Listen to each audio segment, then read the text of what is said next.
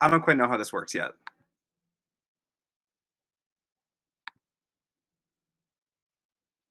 Yep, we can hear you. Yep. Looks like maybe. Okay, I'm seeing a thumbs up. I'm seeing some clapping. That's great. Okay, everyone can see and hear me. Great. Hi, everybody. Welcome to Queer Nerd Poetics, the fourth or fifth time that we've done this at FlameCon. It's so great to be back. My name is Brendan Gillett. I am Molly from Lumberjane's gay twin brother. And we are so excited to be here. Again, just a reassurance. Liv, you said you can't hear. Other people can hear me? Yes? No? Yes? Okay. Great. Well, we have a really awesome show for you today. You will be hearing from, in this order, me, Brendan Gillett, Tony Assande, Christopher Klaus, Omar Holmon, Liv Mammone, and hopefully Lene DePriest, if they are able to join us. And then me again. Please, don't be afraid to use that clap emoji or say nice things in the chat to us, or follow the poets on Instagram. And I mean, we can't sell our merch to you, unfortunately. But I'll put, if you like what you hear, you can always see more of us on various social medias. There's mine. But without much further ado, I am going to read some poems. Does that sound good to everybody? Let me see a thumbs up or a clap, or, I have a fun emoji down here of the little investigation monocle man. Okay, so and obviously, thank you so much to FlameCon. This is incredible. I love that we are able to do this, that we are doing this remotely. I'm gonna turn off this light. Hold on.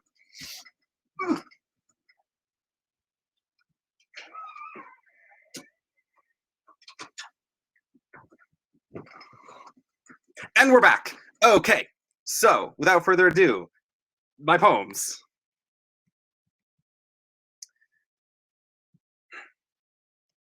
Han Solo's playbook for American police.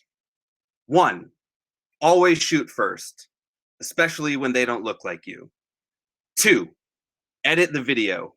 Make it look like you were right. 3. Sometimes align with the good guys. Stand uneasily beside them. 4. Act surprised when your disregard for the law gives birth to something much darker, power-hungry, that will rise up and take your place. I don't know, in between poems I'll bow or something, like, thank you. But I'm mostly just gonna keep going. Katamari as a metaphor for my life. Rolling and collecting and rolling and amassing and rolling and growing, I rarely drop what I have picked up. And this makes my Katamari unwieldy.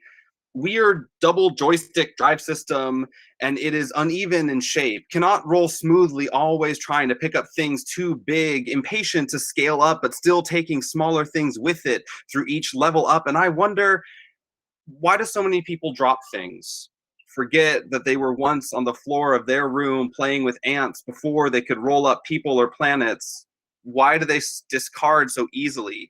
Well, I'm stuck lurching along over my past, but maybe that makes my constellations all the more complete, all the more beautiful. Okay, this next poem, I am, as I'm sure maybe some people here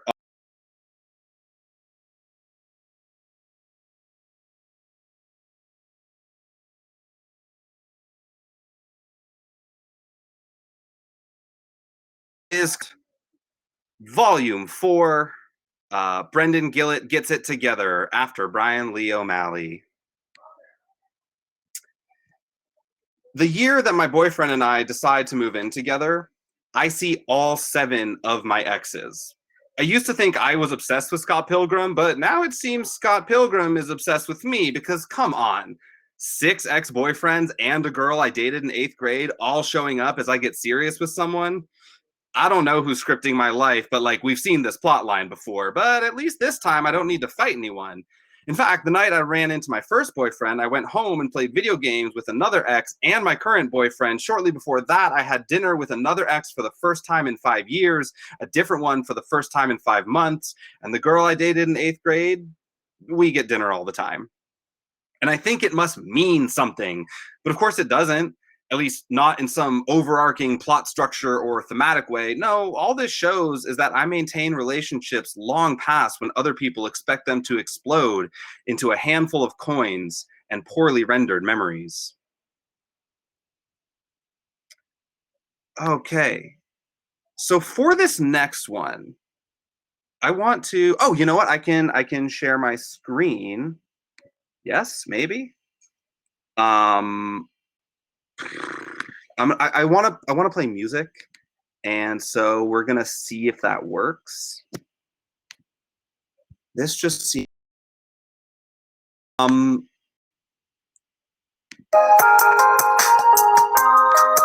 you hear that? Can we hear the music and me? Should I turn the music down a little bit? Okay, cool. Little loud, can I lower? Absolutely. All right. So now hopefully you hear the music and me. Cool. All right. I'll put it up because it's very cute. This poem is called Fall is My Most Nostalgic Time, and also I Miss You. Turn it down just a little more. The first night I slept with the windows open instead of the AC, I did not hold the bear you gave me. Walking around my classroom in the first week of school feels familiar in the same way as you, even though we broke up 4 years before I started teaching. I don't even think we ever ate a pumpkin pie together, and yet you are burrowing through the seams of fall in ways that make me want to write like someone else or the title of a chill hop compilation on YouTube. Fall is my most nostalgic time, and also I miss you. But I'm replacing you, or maybe just supplementing you, and you're happy to hear it. You will take the pull-out couch when you visit, and he shares my bed, but the bear you gave me is always close by, like those first cool cross breezes, letting me know it's almost time for my nostalgia to explode, and always point back at you. Writing this outside as the sun sets, I almost need a hoodie older than our relationship. I can't believe I'm back here, still digging up poetry from our old comfort, and later tonight, when you're a voice in my ear blending with his, I will see how nostalgia can help us look forward too.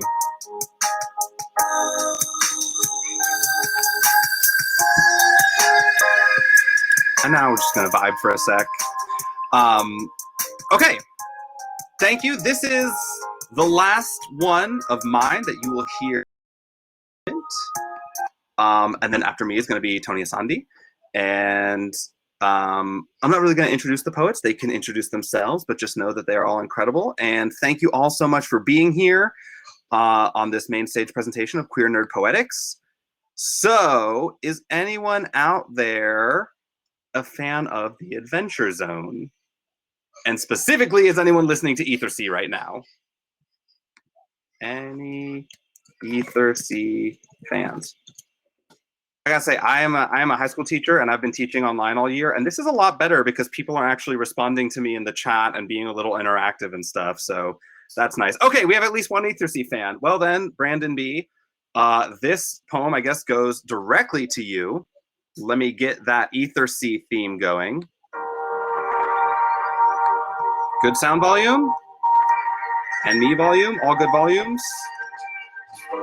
Cool. This is not a poem with the greatest opening line ever. It's a little late for that. Foundering in the wake of arcane salt and too timely metaphor, I escape under the waves to hide from the tides of our own magical misuse, resources squandered and returning to remind us of all the power harnessed carelessly. And so here we are, paying the prices, seeming to sink our cities intentionally, No quiet year to prepare, instead, the first of these hottest summers. Like we drew a king when it's merely the two, and these project clocks are winding down too slowly. So let me slip then into the waveforms of a podcast. The interesting character voices and choices, a stolen ship, a coral colony corralling souls, and I can drift surrounded by so much danger but can't get too comfortable. Kelasag, Guppy? There's work to be done. Whether or not this was in the design, sometimes a recovered masterpiece is about what you take away, what you're left with. So as my plane takes off, I listen to a ship descend from the gills to the unknown, the essence of the thing potent as a cracked yum nut, powerful enough to knock me out cold or bring me back to my senses. Okay, everybody. Thank you. That was Brendan Gillett. And next up, you will be hearing from Tony Assande.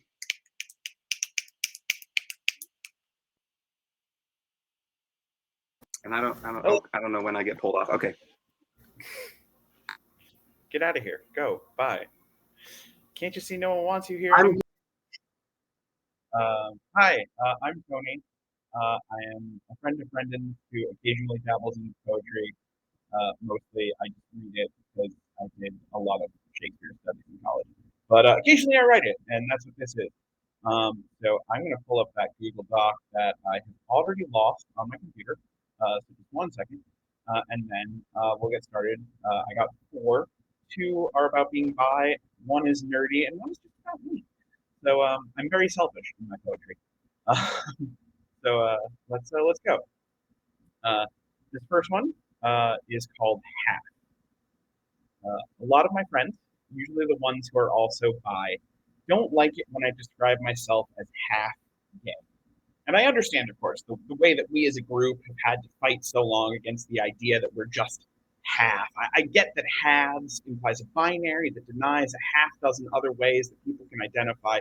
Yes, I see that saying I am but half can imply a less than whole, but it sounds good, right?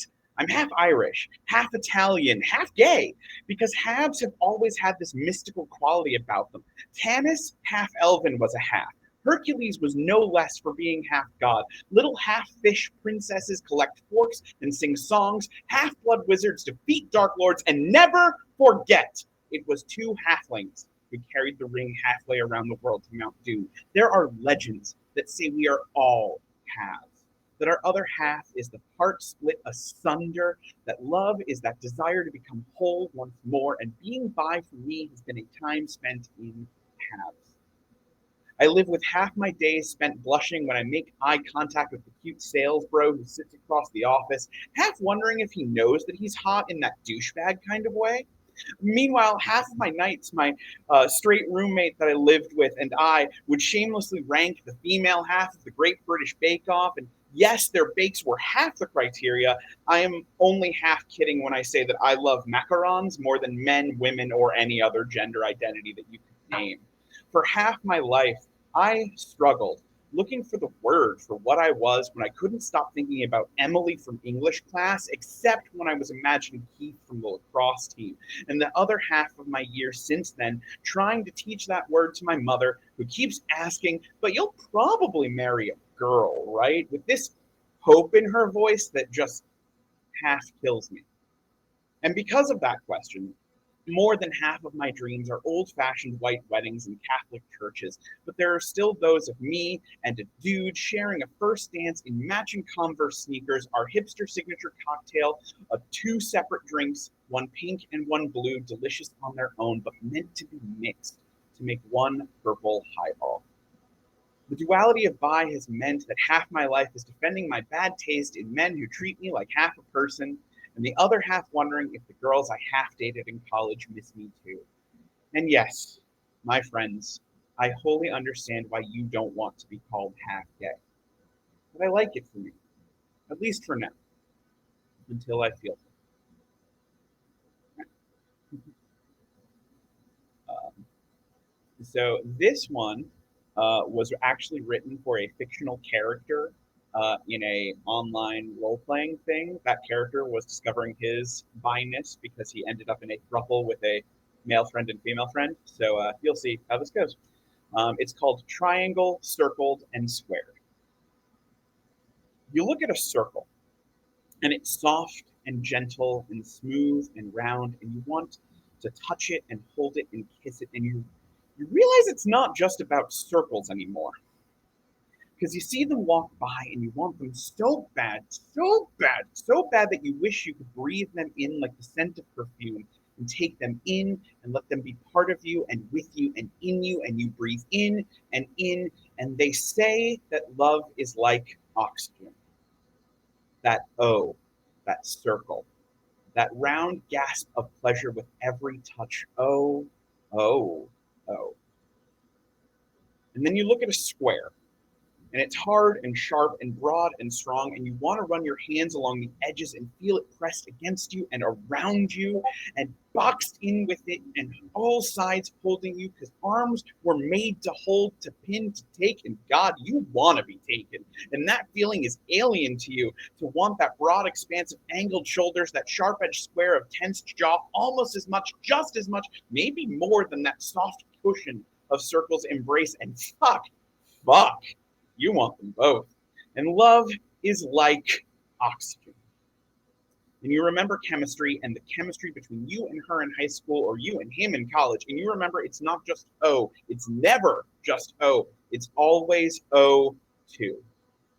O squared. Circle squared. Circle squared. Not an or, but an and. And there you stand, a lonely triangle with them on two of your sides, and you want to be the point between, where soft round curves and hard sharp edges lay perfectly tangent, and you're starting to lose track of the metaphor. It's getting a little twisted and bent and kinked at angles you hadn't considered before, and you're not sure what you want or where the line between want or need even is anymore. But you remember chemistry, and you know that H2O is a triangle too. O2 circle squared with that lonely H between, and love is like oxygen, but you need water to live too. And damn, you are thirsty as hell.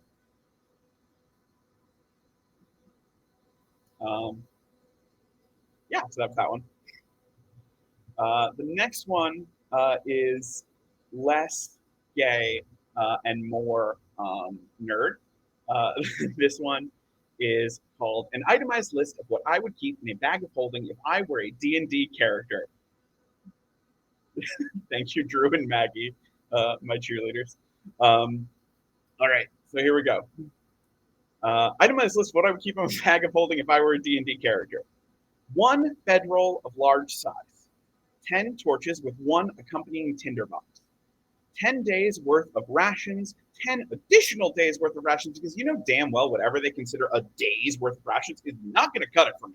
No. 1 water skin filled. 1 water skin filled with whiskey. 1 holy symbol of my chosen deity, the High Bard. 1 holy text of said deity, more commonly known as the Riverside Complete Works of Shakespeare 2nd edition. 1 each of the Arden 3rd edition individually published work of Shakespeare, including assorted poetry, the sonnet cycle, and apocrypha, for a total of 48 texts, because sometimes you don't want to pull out the whole complete works when you're just in a much ado kind of mood. 1 set of formal clothing, never worn. 1 blue makeup kit, most recently used to dress up as Beast from X-Men. 1 tenor ukulele, with attached sticker of fan art depicting Chris Evans as Captain America in a Norman Rockwell style, draped with a gay pride flag. 3 Apple Lightning cables of various lengths. 0 USB-C power adapters, because I keep fucking losing them everywhere. 5 love letters, unsent. 4 love letters, sent and returned unopened. 2 love letters, received and responded to. 1 love letter, torn up. 71 gold pieces, inherited. 2 anxiety disorders, likewise inherited. 3 potions of healing, or as you may know them, Coke Zero. 4 woodwick candles, because I like the crickle crackle. 6 French macarons I tried to bake that came out macaron. But 1 chocolate pecan babka that was out of this world and which I can't wait to make again. 3 Star Wars movies I'll always remember watching with my father. 3 more that I saw without him that I told him about. and 3 others that he never got the chance to see or know. 4 years of college that led to 9 years wasted spinning my wheels at home and watching my friends' lives move on while I felt like mine was standing still. 3 years of therapy to snap out of that, and 2 years of running forward to catch up. 1,000 dreams I had as a child, as a teen, as an adult, of adventures and journeys and quests and freedoms, dreams that I see floating in that bag, just out of reach, but so close and closer each day, and I keep going. And last but not least, one 50-foot hempen rope, because you're always, always going to end up wishing you had some rope. And the last one is a simple one. It's just called I Promise. See, Brendan's giving you my social information as if I actually write poetry and put it on my social, but no, I am the amateur here. But yeah, so this last one, it is called I Promise. In my wallet, behind 2 copies of my driver's license, my insurance cards, and a joke validation card that I am a real-life bisexual, is a pocket, a place where I keep sentimental things, and at this point in time, it only has 4 items in it. The first 2 are from fortune cookies. Just 2 from hundreds, maybe thousands of nights in my life where I felt that uncontrollable urge for sesame chicken and placed that same order, which I always make and which my friends make fun of me for, asking, don't you want to try something else? You know, it's not really Chinese cuisine. No, I don't. And yes, I do, but I don't care. And the first one says, honesty will reward you well. I try to remember that in my life. I try to be honest, even though it's so much easier to lie. Little white untruths slipping off my tongue so much that once upon a time I wondered if it might be pathological. And the second one is longer. Everyone around you is rooting for you. Don't give up. I try to remember that too, especially in those times when waving the white flag is almost as easily as telling those white lies. And I wonder if Sisyphus ever looked at his stone and thought about saying, fuck it, I quit. There is no threat you can make that is worse than this. The third item is a picture of my father. Not as I knew him, but as a child. Black and white and baby-faced, but with those sad eyes he had all his life. People say he looked like me, or I looked like him, and the comparison makes me anxious as I count the years until I'm as old as he was. But I like this picture, because there isn't that much resemblance in it, and I can focus on him instead of me. The last is a slip of paper, creased and bent with torn edges. I'm afraid sometimes it's just going to fall apart someday. I don't remember where I found it. I don't remember where it came from. I don't remember if the words written on it were meant for me or a friend or a stranger. The handwriting looks familiar, but if I ever knew the script, it's been too long for me to make the match in my head. But I keep it with me wherever I go, the oldest item in this pack. Because written on one side are 3 lines that give me chills, and then and still do now. I love you. I will take care of you. I promise. An oath I wish that more people would swear to me, to a friend, or to a stranger, and I think about the people who I could make that promise to, and the list is longer than I thought, but shorter than I hoped for. And I spend so much time wondering if those people feel the same, and feeling forgotten at best or like a burden at worst, and that thing I forget each time, though, until I read it again, is that on the other side, in a different hand, but written, it seems, with the same pen, is a response of a single word. Ditto. And that is everything that I have. It has been really fun. Thank you, FlameCon. I'm so glad to get to do this. I actually met Brendan because I saw him performing at this 4 years ago. So it's kind of cool to come full circle and actually get to participate now. No, was it? I don't know. Time is irrelevant. But in any case, thank you so much. Next up is Christopher Klaus. So everyone give him a warm clappy emoji. Brendan, I have no idea how to switch over to him though, so please help me.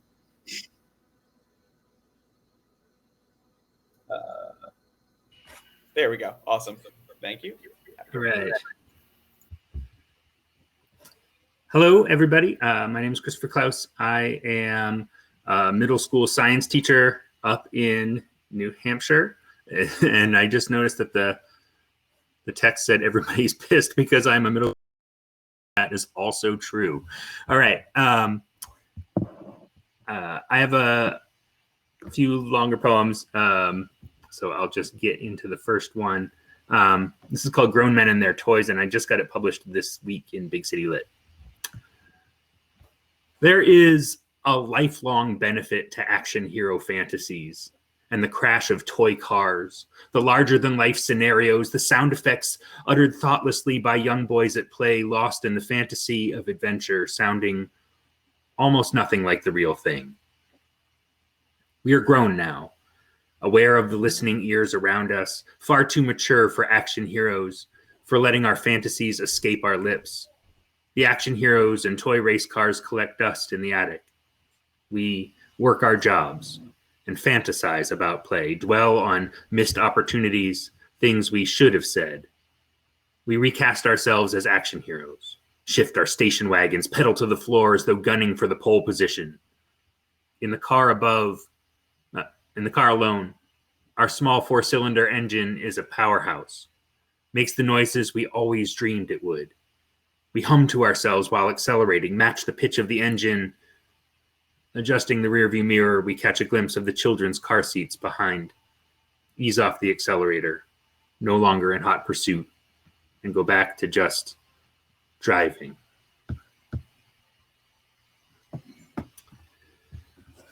And this next poem is Sestina. Sestina is a form poem that has 6 words as the end words that just keep flipping back and forth. So you'll hear the same words keep popping up, and that's part of it. All right. This is called Acme to Wile E. Coyote. Dear Mr. Coyote, please accept our sincere condolences. We were sorry to hear that product number 257663 Deluxe Rocket Skates, which you purchased from Acme, was in use during an incident causing you bodily harm, resulting in several broken bones and your fur being consumed by flames. Your feedback on our product we greatly appreciate. Although we appreciate your pain, it is with sincere regret we inform you that when your receipt was consumed in the resulting fireball, your product warranty was rendered void. Any harm that came to you cannot be attributed to Acme. Mr. Coyote, here at Acme Customer Service is job number 1. We appreciate your business and wish for no further harm to befall you. If you are sincere in your threat to sue for product liability, there may be a series of countersuits in which you will be consumed. But if you are not, please know we are consumed with the desire to keep you as a loyal Acme customer and advise you again to consult each product manual's warning list prior to use in order to appreciate the range of potential danger. Please make a sincere effort to do so to avoid future bodily harm. And while there is no real harm in attempting the unique styles of bird hunting that have consumed your life all these years, we wonder how sincere your expectation of success could have been when you used Acme model number 257663 Deluxe Rocket Skates as projectiles, or if you appreciate your own culpability in the mishap that occurred while using our product. Since your injuries were a product of your own misuse of flammable rocket fuel, there is no harm in offering a conciliatory gift, which we hope you will appreciate. A 20% discount on size extra large steel bear traps, model number 974286, which consumed the majority of last year's orders you placed with Acme. Again, please read all manuals. Our concern is sincere. We appreciate the brand loyalty with which you are consumed. We are sincere in wishing you no further harm. Mr. Rod R. Unner, Senior VP for Product Liability Evasion, Acme. And is that one? And I need to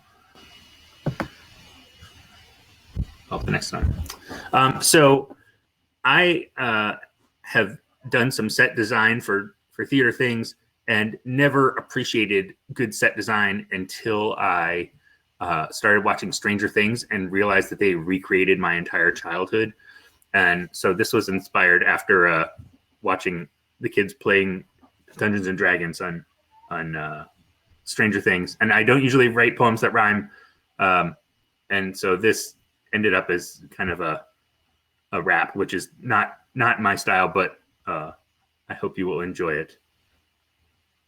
Christmas morning, you open gifts from under the tree. The TSR red box. Mom, it's D&D. The basic set, whatever. Such a great surprise. Dice with 4, 6, 8, 10, 12, even 20 sides. It's got a DM guide. Pre-made campaign so fly. 6 dice and 1 crayon. Still can't figure out why. But when you roll with the red box, it's all natural 20s. Plus 4 to charisma. Flash your braces at the honeys. Polyhedra in your palm like you're shooting craps. Another saving throw. Always check for traps.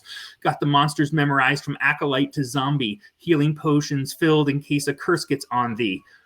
Backseat of the bus, plan campaigns with the neighbor, which they played with someone else, though you did all the labor. More graph paper on your desk than a geometry teacher. When your mom's the DM, you slay every creature. She lets you roll twice, so it's kind of cheating. If this was real campaigning, you'd have got a beating. But when you roll with the red box, it's all natural 20s. You kill all the dragons and you take all their monies. But you can't run from werewolves when you're so encumbered. Gotta drop the loot and run, else your days are numbered. Chips and soda with friends and you stay up late. Once a girl even joined you, but it was not a date.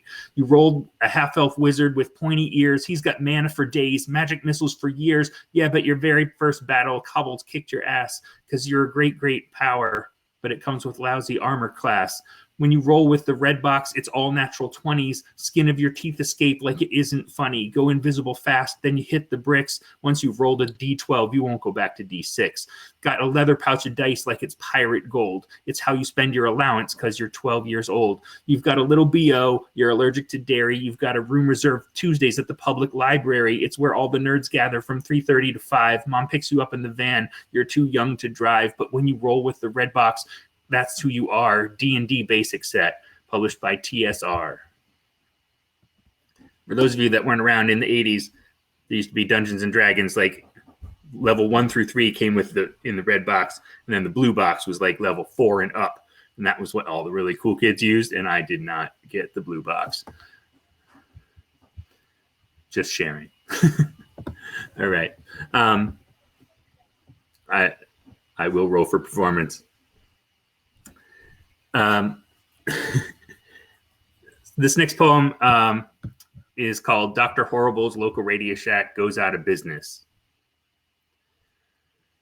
I don't work this job for the fancy Radio Shack polo shirt or the barely above minimum wage. It's just a job, Billy, you know? And when I started, I couldn't have told you the difference between a nickel cadmium battery and a lithium ion hydride, much less a 2 nanometer laser diopter or the color pattern on a 12 ohm resistor. But you pick up things when you work at a place for over 10 years and have to deal with obsessive control freaks like you, is what I was going to tell him. But instead, I just said, have a nice day. Because he's a regular, and my manager says it's nerds like him that keep our store open when every other Radio Shack in the country closed.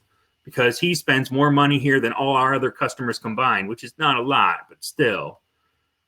The problem is, everybody sees the name tag and thinks that makes me an electrical engineer. I'm not Tony Stark.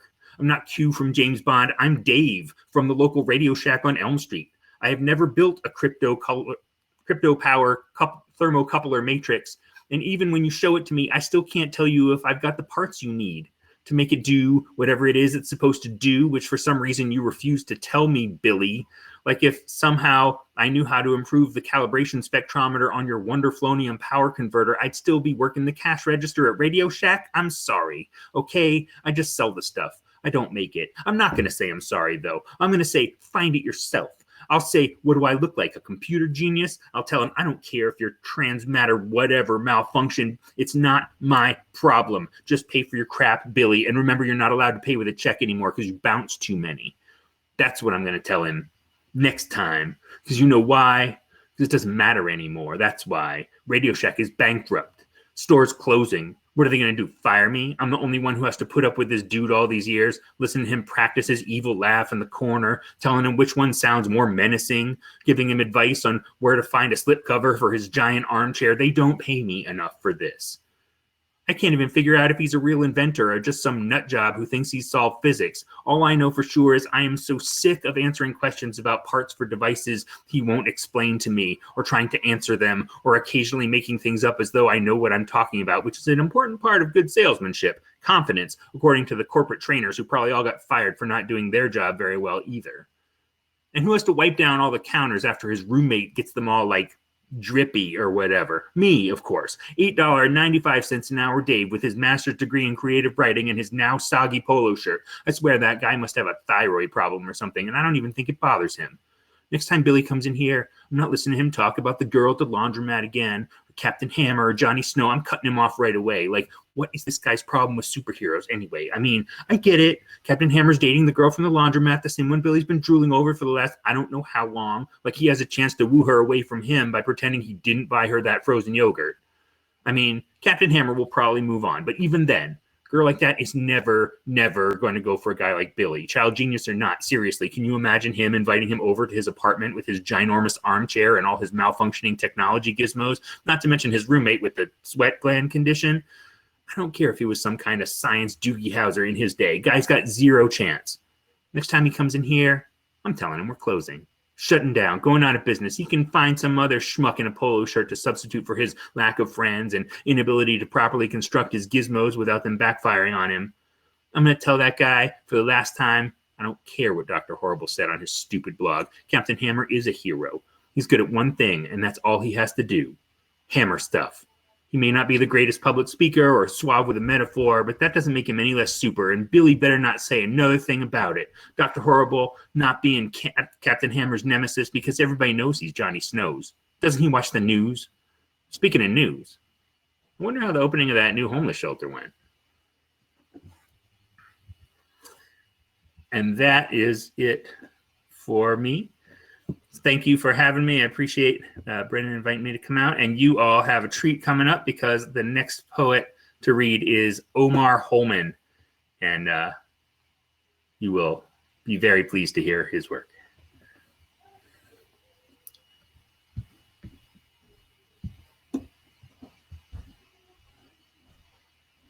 Oh, me? Oh, my fault. Well, I like to work out when I listen to poetry, man. Oh man, FlameCon 2021. How are y'all doing? I am going to cheat because essays are prose, and Brendan said I could do this, so I'm going to read an essay. I'll make it work. Whatever. I'll just do this one, so I don't take up too much time. This one is from our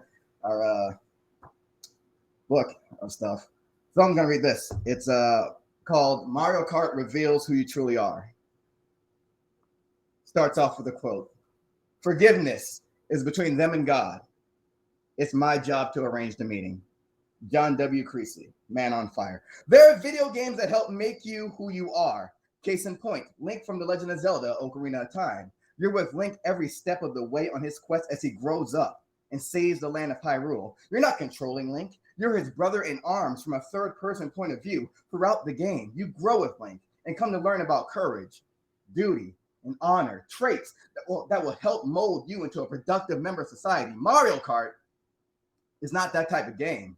Mario Kart doesn't help make you who you are. Mario Kart doesn't give a fuck about duty, honor, or saving anybody. Mercy? What the fuck is mercy? Is that a protein bar? Is that a new 5-minute ab workout? Is that a useless update for your smartphone? Because it sounds like a useless update for your smartphone. Let me tell you something. There is no mercy in Mario Kart. Mario Kart doesn't make you a better person. No, Mario Kart reveals who you really are. Your true self that just wants to win, that needs to win. It's the same need that the game takes and uses to corrupt your morals and bring the abyss out of you. You have two choices when that happens. You can recognize that although this game claims to be rated G and family friendly, you should stop playing because it's all disguised for the abyss that consumes you with a level of intense competition that slowly brings out the ruthless parts in your soul that you didn't realize existed. Or you can stare into that abyss, and when it stares back, blow kisses at it. Take a selfie with it. Invite it to brunch for bottomless mimosas because you want to get comfortable and buddy-buddy with the abyss. You want the abyss to have the spare key to your place because you're ready to take this relationship to the next level. Because in Mario Kart,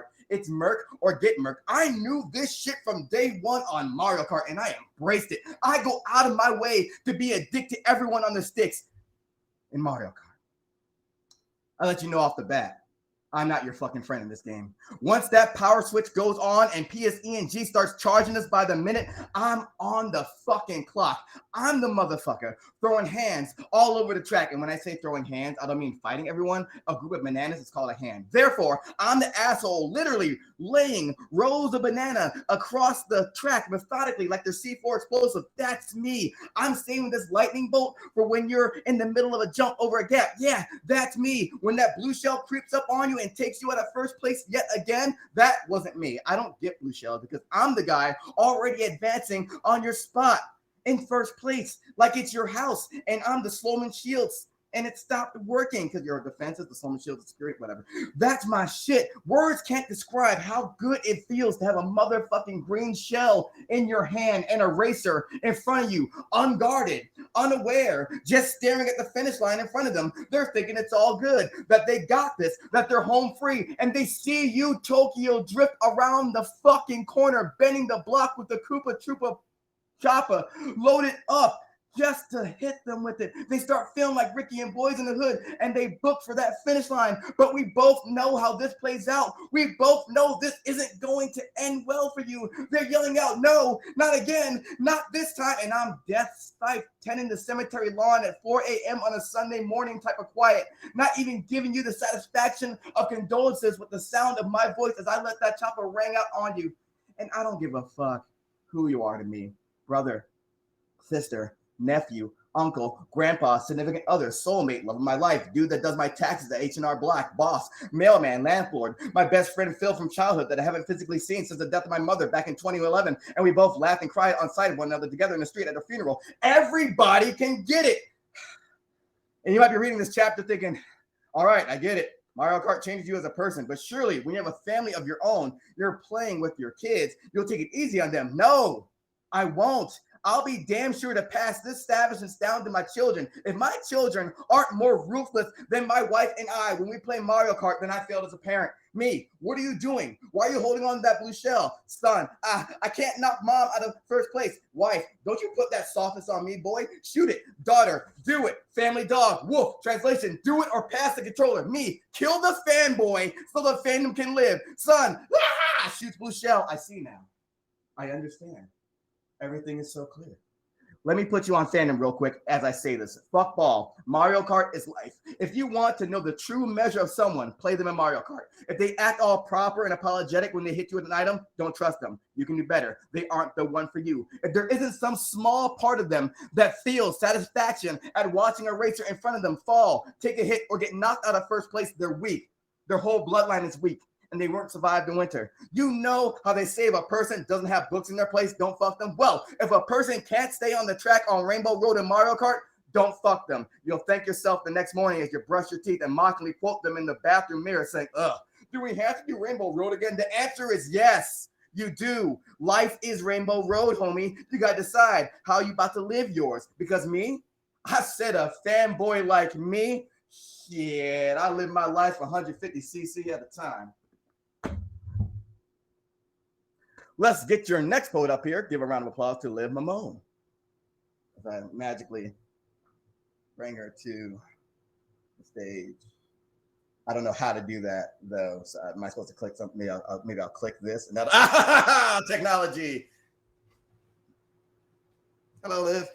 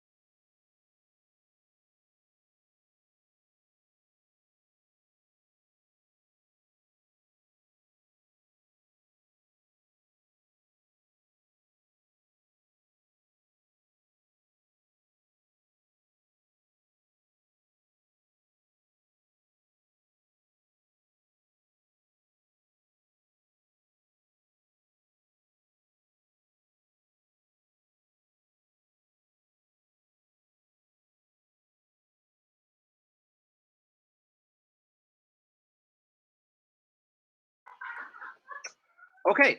I am back up for now. I'm gonna do one last poem while we troubleshoot with Liv. Liv is absolutely one of my favorite poets, a highlight of Queer Nerd Poetics every single year. I will be dropping that screen name in the chat in just a minute. But for now, thank you all so much for being here. This might not be the end because Liv is back. Oh no. Oh, Liv. Oh, did we hear something?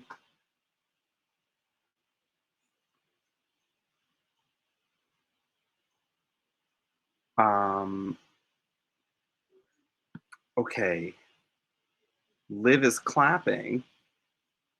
Okay, coming in for a second, turning off, having those minor issues with the microphone.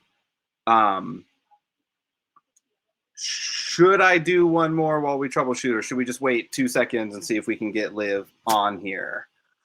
Hello, can we hear me? I think that yeah, there it goes. Was sound there. And there it goes again. Away.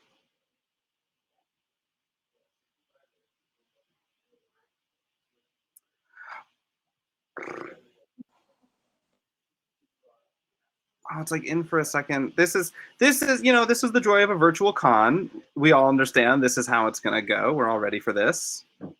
All right, we are reaching out.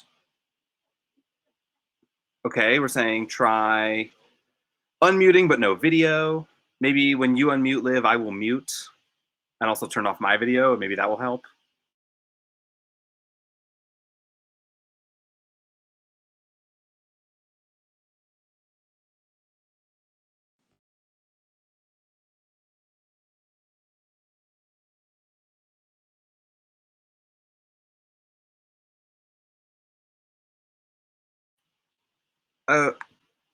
Okay. I assume Liv is going to hop out and hop back in. So in the meantime, I'm going to read what is supposed to be the conclusion poem, but I will just put it right here. Thank you again for everyone for coming, and hopefully we get Liv right after this, so I'll be quick with this. Someday I'll read this poem or not. Sorry for all the stops and starts and false introductions. Okay, I'm going for it. This poem is called I Want to Go Back to the Cons. Doesn't this feel just like an in-person con? That's a rhetorical question. There is no need to answer. Not that you could anyway, since this performance is a one-way transmission, and I miss the wild cheering and applause, thunderous laughter that always accompanies my poems. Hopefully a few of you are laughing alone or with loved ones right now and remembering what it is like at a con, and I want to be back so bad. I want to get on the train early in full blue body paint and watch as more characters slowly appear on my journey until we have a strong adventuring party able to pierce the veil into this world of our collective making. I want to be back at my boyfriend's table in Artist Alley watching people pick up every single thing he's selling, then smile and promise to come back. And then I want to walk around to other artists and pick up every single thing they're selling and make a show of deliberating and then promise to come back. Except when I impulsively buy anything featuring tigers, Food Wars, Naruto, Zelda, Spider-Man, Ms. Marvel, or OCs that are too adorable to pass up. I want to avoid checking my bank balance all weekend and tell myself most of these are just souvenirs for people who can't be here, even though they account for about 15% of my total haul. I want to find my friends and split up and reconvene and go to lunch in full cosplay in Midtown and answer polite questions from people in the restaurant, then dive back in. I want to circle 100 panels in my program and sit through about 5 of them. I want to plan for certain experiences and welcome serendipity. I want to be a fanboy telling authors and artists how much their work means to me, like when I told Brian Lee O'Malley I wrote a 100-page thesis on Scott Pilgrim and he just said, wow, because what else do you say to someone who spills their obsession to you? Mostly, I just want all of us to be together even if I don't know you all. I know that we all belong to the same party, the same family, and we will fill the space with us. I want that so badly. But I know that my wants are not our needs, and we need to be cautious and safe and measured in our approach, so the only contagion we catch is our shared enthusiasm for all this nerd shit and a mild case of con crud. Because if you don't get at least a slight cold after a con, did you even go?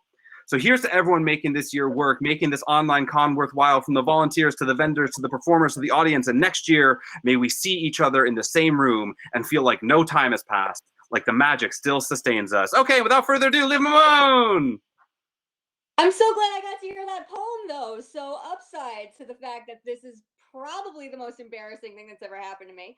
I've fallen on stage at readings and it hasn't been more embarrassing than this. Okay.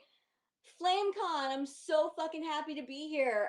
My name is Liv, and I'm gonna do some fucking poems. So I'm just gonna get right into it. I do have one thing I want to say. I'm gonna do an Instagram live reel of some poems because I had too many fucking poems for this set as I was trying to pick them out. I want to do them all. So if anybody likes what you hear here and you want to check that out later, please follow me on the IG. In my 30s, I become obsessed with werewolves. For Seth Green, who is the cause. I didn't know I cradled my own monster. Over the black and white movie soundtrack crackle, I didn't hear the sound of tendons shredding. We rewrote what should have been a mythology of skin. The stories demand, who will you hurt, not how are you hurt. The skin is the walls of a plague house. Here are joints transforming. Here is me disappearing to myself. My worst fear is my own body. My body won't do me the kindness of death. I am watching the sky. Evolution didn't account for this, so I am proof of God, which makes me God. I am hard to look at, which makes me God. The planet yanks me forward. It is ripping itself open. The sky is a wall between me and everything I was. Stars are pustules. The moon is an infection. Clouds bulge with spit and blood. I inside out empty myself. I palace of nerve endings. Every month I get less and less human. I look so young. I am chasing the sun. I am not dying. I grind my teeth against the howl. I try not to pee in doorways. I refuse to die. Everyone standing upright baits my rage. I eat decay. I inside the nursery rhyme. I am not real. Relegated bad dream. I didn't ask for this. Inside the breaking, I have no name, no past, and no one loves me. There is only hunger to spread what I am. My teeth will make you understand. I am just on the other side of your good flesh. Can you see your face reflected in the strands of my saliva? Daylight won't last forever. I wish to infect you with my unstoppable dying. So that's my werewolf poem. Brendan, can I read another poem since I spent all that time fucking up the internet for whatever reason? Yes. Yes. Go for one Okay. more. Okay, so I'm gonna go for one more. It's kind of a bummer, and I'm sorry for that. This is a poem about my absolute favorite artist who saved me from mental illness being accused of emotional abuse of multiple women, many of whom are his fans. And I wasn't gonna read this, but people said that it might help some other people who are dealing with this particular type of fan problem that we are now having. So trigger warning for emotional abuse and for suicidal ideation. Please protect yourselves, and a thing. Matthew, you squeezed every yes from their lungs while your own are hardening. I feared for your breath. What's the constellation between king, asshole, and monster? How much sin can I live with for the price of spinning vinyl breaking the quiet? Looks like your mouth is meat grinder and beggar's bowl both. I'm still eating the songs you spew so beautifully in order to live. I'm beating my brains burn with your lyrics. You wrap up blanket safe in every bad thing your mind ever did to you. Maybe the music is the only good thing you'll ever do. You saved me. You hurt them. I want to say I yanked myself into those mornings. Another album would have ferried me just as well, but I can't be sure. You asked her and her and her to rub the pain out of your legs while mine lay like kindling in the dark. How overjoyed I would have been to kneel at your feet and feel our joint illness. Would I have known to be afraid? What burns brings us together, better or worse. What hurts becomes currency. Is goodness too much to expect for poetry? A woman isn't a void. A song's not a coin. You never promised you'd be worth loving. Can I rip your voice from its lungs and trap its ghost in the radio? To dance to when I'm healthy and scream to when I'm not? Will my belief in those women be enough? Or do I have to make my nights silent too? I have no right to feel betrayed. You promised artistry, not decency, not love, not even a glance from the stage. Thank you so much, FlameCon. Thanks a lot, and for putting up with me. I appreciate it.